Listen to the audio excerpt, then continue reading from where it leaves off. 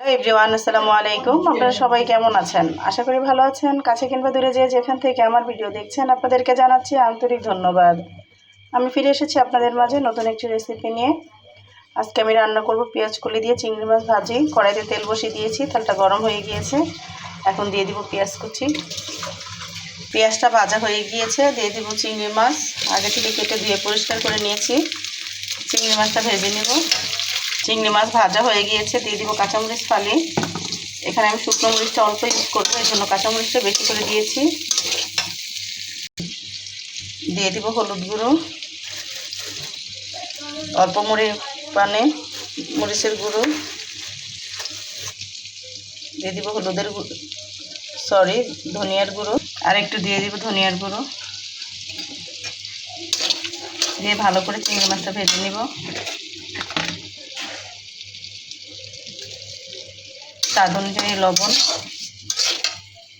চিংড়ি মাছটা খুব ভালো করে ভেজে নিয়েছি। এখন দিয়ে দিব পেঁয়াজ কলি। তো কেউ পেঁয়াজ কলি বলে, কেউ পেঁয়াজ পাতা বলে। আসলে এক এক দেশে একটা জিনিসকে এক এক দেশে এক এক ভাষা বলে। তো আমরা পেঁয়াজ পাতাও বলি, পেঁয়াজ কলিও বলি।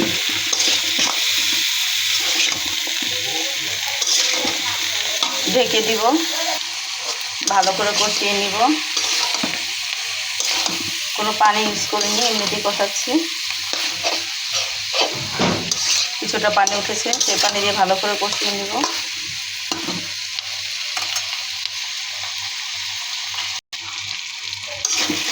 অনেকটা হয়ে গিয়েছে, এখানে কোনো পানি দিইনি।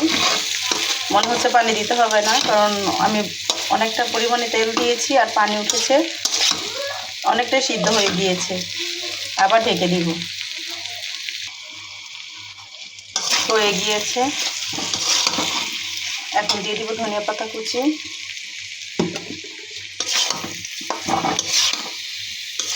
মাশাআল্লাহ, খুব সুন্দর একটা স্মেল বের হচ্ছে। লবণ চেখে দেখলাম, মাশাআল্লাহ খেতেও খুবই মজাদার হয়েছে আর খুব সুন্দর স্মেল বের হচ্ছে চিংড়ি মাছের। তো আমি সবসময় সাধারণভাবে রান্না করার চেষ্টা করি, আমি এভাবেই রান্না করি। এতে মাশাআল্লাহ খেতে খুবই মজাদার হয়, আল্লাহর দেওয়া নেয়ামত। ভুল হলে ক্ষমার দৃষ্টিতে দেখবেন। তো যারা খেয়েছেন জানেন কতটা মজাদার হয়।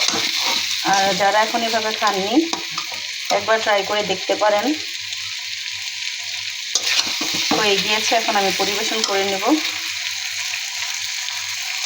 দেখেন মাশাআল্লাহ কালারটা কতটা সুন্দর এসেছে।